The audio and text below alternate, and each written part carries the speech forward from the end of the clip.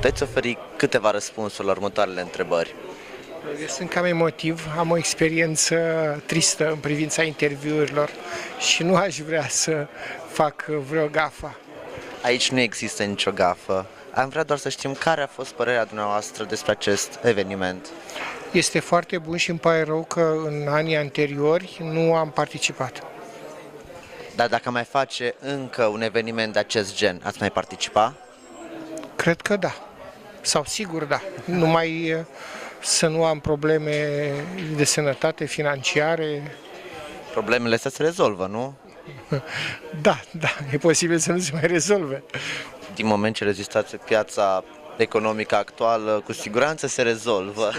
Sperăm să fie bine, dar eu văd anumite lucruri și ca pesimist, ca un pesimist.